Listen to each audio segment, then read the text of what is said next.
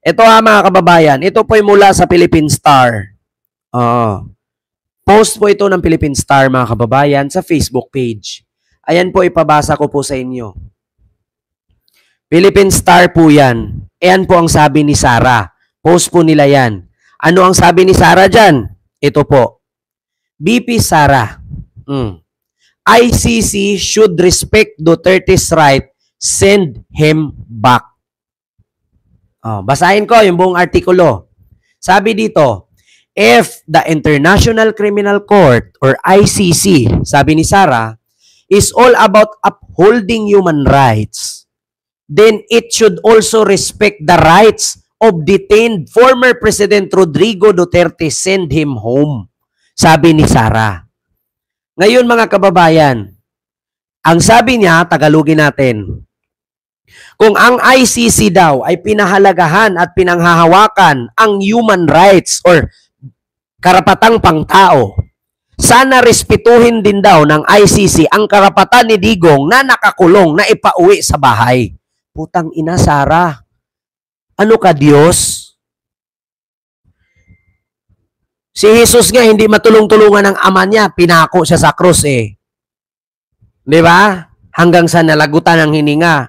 Tapos si Digong, respetuhin, kasi may karapatan din si Digong na nakakulong tapos pauwiin. Saan ka nakakita, Sarah, na ikulong tapos pauwiin sa bahay? Sige nga, sabi ni Sarah ito, if the International Criminal Court or ICC is also about upholding human rights, then it should also respect the rights of detained former President Digong and send him home. Diba? Send him home. Aba, ang galing mo, Sarah, mag-advise, magpag-ano ha?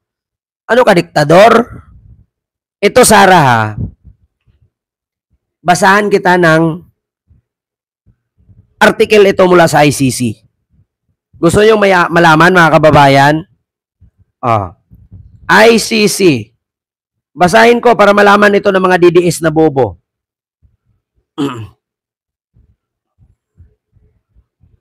Basahin ko lang ha. Nakalagay dito ha, mga kababayan. Babasahin ko lang. Eto. Lakihan ko ha, nang makita ninyo. Ayan. Ano pong nakasaad? Pasensya po kayo kung baliktad. I-screenshot nyo po at babasahin ko. Hindi ko dadagdagan. Mabubulol man ako magbasa kasi English, pero hindi ko dadagdagan. Anong sabi ng ICC? Eto. The International Criminal Court or ICC reject the idea of immunity for head of states. Tinanggal na nila yung mga immunity sa mga pangulo, senador, congressman, gobernador. Walang immunity. Kaya yung sinabi ni Sarah na respect the rights, the detained ex-president, send him home, hindi papakinggan ng ICC yan. Para ka lang tanga na nagkwento sa pader. Di ba? Para ka lang tanga na nagkwento sa pader. Para kang kinakausap mo yung sarili mo sa salamin. Di ba? ICC reject the idea of immunity for head of states, a position enshrined in Article 27 of the Rome Statute. This means that even sitting or former head of states are not exempt from prosecution by the ICC. Nakalagay dito, a position enshrined in Article 27 of Rome Statute. This means ito'y nagpapatunay na ang mga nakaupo or mga dating pangulo or head of states ay walang exemption sa prosecution ng ICC for the crimes and investigates such as genocide, war crimes, and crimes against humanity. So, saan po ba si Digong? Dito po siya sa crimes against humanity. So, tatlo lang naman to eh. Genocide, war crimes and crimes against humanity. So dito po si Digong sa pagpapapatay ng libo-libo. Tapos ngayon sasabihin mo, bigyan ng rights para pauwiin. Sara, abogado ka, di ba? Magbasa ka paminsan-minsan para hindi magmukhang tanga. Binasa na din ni Attorney Claire Castro yan. Ibalik nyo yung standi, dasalan ninyo, tapos kantahan ninyo, pabasa, tapos mag-live kayo, sabihin nyo, nakauwi na. Diba? Yun, mga kababayan. Hindi alam ni Sara yung sinasabi niya, basta may masabi lang. Yun yung sinasabing, ganda lang. Diba? Oh, yun ang sabi ni Sara. ICC should respect Duterte's rights. Walang rights, Sara. Walang demanding. Walang rights doon. Left lang. Yeah? Neck mo, ganda lang. Yeah? Oh, isample mo si Hesus Kristo. Si Hesus Kristo nagpakilalang anak ng Diyos. Pinapili pa nga doon si Barabas. Pakawalan ko si Barabas or i-crucify si Jesus. Ang pinili ng tao, pakawalan mo si Barabas, i-crucify mo si Jesus. Diba? Tandaan ninyo, kapag pairalin ninyo ang utak DDS, mangyayari ang nangyari kay Jesus. Pinakawalan ng batas si Barabas na nakapatay ng tao kaysa kay Jesus na nagsabi lang naman ng aral sa Diyos. Di ba? Kasi alam nyo, yung mga tao doon na sumisigaw-sigaw, crucify him. Yun yung mga utak DDS. Mas pinaniwalaan nila na vulnerable or hindrance or tinik si Jesus sa kanila kaysa sa kay Barabas na kriminal. Yan, nakita nyo? Mga kababayan, example ko lang yon. Hindi po ako pastor, hindi ako abogado, nanunood lang po ako. Actually, mga kababayan, ang utak ko po, laging bumabalik-balik yung mga nasa isipan ko. Once napanood ko yan, kapag may na-catch up akong topic na pwede kong i-connect, makukonek. Kasi matalino ako eh. Yung mga kaibigan ko nga noon, sinabihan akong fake news, pero sila puno ng kaso. Di ba, Mamirian Susuke? Tad-tad sila ng kaso. Samantalang ako, sinabihan nilang fake news, wala akong kaso. Di ba? Kilala ko yun. Pumuputok ang ugat sa litig. Tapos, pag nag-comment ka doon ng malala, nawawala sa topic, nag-i-end. Di ba? Ganun yan. Ako lang yung vlogger na on the spot mag-live. Mapanood ko lang yan. Topic agad. Alam ko na yung ituloy. Alam ko na yung dugtong. Ito nga yung topic natin ngayon. Article lang. Pinos lang ng Philippine Star. Alam ko na kung paano dugtungan eh. Pero yung mga kaibigan ko noon,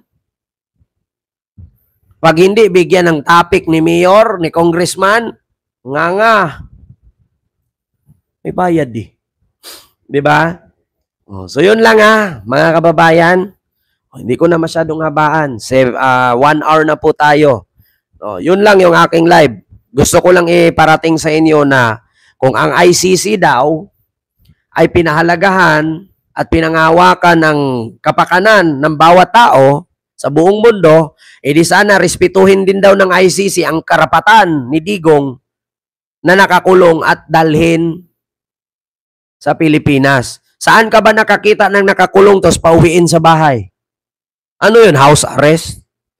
Tapos, lagi pang ipagpilitan, Mamirian Susuki, lagi pang ipagpilitan ng mga DDS dyan na bakit hindi nyo ililitisin dito sa Pilipinas? Sa Pilipinas naman kinukumit ang crime. So, ibig sabihin, may crime nga. Ang tanong, sa Pilipinas ba ipinail?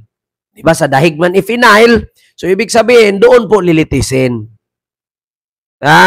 Alam mo, Digong, huwag ka na magreklamo na nakakulong ka dyan. Pasalamat ka nga, hindi ka na pumupunta ng Cardinals ng San Juan eh. Yung Cardinal Hospital ng San Juan, doon yan nagpapagamot sa kanyang luslos. Si Digong, monthly yan. Pumupunta ng kardinal, nagpa-check ng los-los. At least dyan, isang utot mo lang, pag kinabag ka,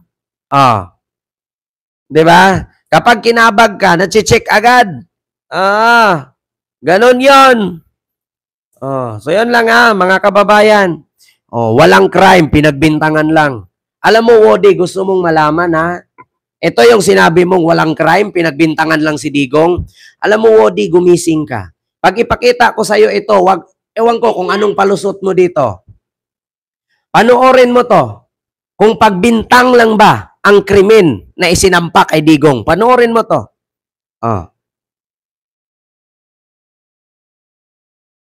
Panoorin mo to Sa inyo po, nakaranasan. Sandamakmak ang mga inamin ni dating Pangulong Duterte sa pagdinig ng Quadcom. Inamin niyang may mga pinatay siya at meron daw talagang reward system sa drug war. Nagbabalik si Marian Enriquez. Sa bibig mismo ni dating Pangulong Rodrigo Duterte nang galing, may mga pinatay siya noong Mayo. Panoorin mo to, Wody, kung bintang lang ba ang kinaso kay Digong. Panoorin mo to. Pa lang siya ng Davao City. Ako, marami. Mga 6 o 7. In one drug den doon sa Davao City, 4 na Chinese, pinatay ko talaga. 4 na Chinese, pinatay ko talaga. Ano yon? Bintang? Ano yon? Wody. Anong tawag mo doon? Pag-amin ni Digong, bintang? Bintang yon? Gawa-gawa? Putang ina mo. Ito pa. Ang problema, may tinamaan na 2 yung nagluluto. Sinadya ko talagang patpatayin. Sinadya ko talagang patayin. Ano yung bintang? Ano yon? Sige, Wody, sagutin mo, huwag ka magtago. Wala ka bigla sa comment section. Sagutin mo, yung bintang na crime na yan. Yung sinasabi mong allegedly crime. Isa din to si Maridaylo. Wala akong pakialam kung ex-president yan. Huwag kang bastos. Bakit si Digong kailan ba naging matino? Diyos nga, minura Tapos ako ngayon, na minura ko siya. Sabihin mo, bastos ako? Paano ko respetuhin yung ganito? Ilang pulis sa Davao City na umano'y kriminal, pinatay din daw niya. Ako mismo ang talagang humirit. Harap-harapan. Marami akong pinatay na pulis na gago na... Bintang pa rin yan? Mapanood nyo naman yan sa hearing niya sa September. Yan din yung mga sinasabi niyang inamin niya. Yan yung mga 16 hours of video footage and 8,500 pages written documents. Lahat na yan 16 hours of video footage. Kasali yang pagyayaw-yaw ni Digong na yan. Mag-kidnap, mag-rape, tapos magpatay. Pero ngayong retirado na, sabi ni Digong, Hindi na ako papatay siya. Na-retired na ako may hiniling pa nga siya kay Quadco Chairperson Benny Abante na isa ring pastor. Kung may kasalanan man ako, ayaw kong pumunta ng impyerno. So, Ito yung kadahilanan, mga kababayan, sa kayabangan ni Digong nagresulta ng pagkakulong. Totoo yan. Sa sobrang kayabangan ni Digong, ayun, lahat ng niyaw-yaw niya sa Quadcom at sa Congress, ginamit na ebidensya ni Trillanes sa ICC. Ngayon, sabihin mo, Wody, bintang? Kaya nga sabi ko sa iyo, Wody, kahapon pa, huwag ka makipagtalo sa akin. Hindi ka mananalo sa akin. Keyboard warrior ka lang. May video ako piniplay. Kahit nga keyboard warrior ka, pwede ka mag-search dyan . Na-search mo nga ako. Ito pa Ito. Para yun sa kabutihan ng bansa. Putang ina. Tapusin natin ha. Kung para sa kabutihan ng bansa ito. Wodi Kosaki. Pagdasal mo na lang rin ako,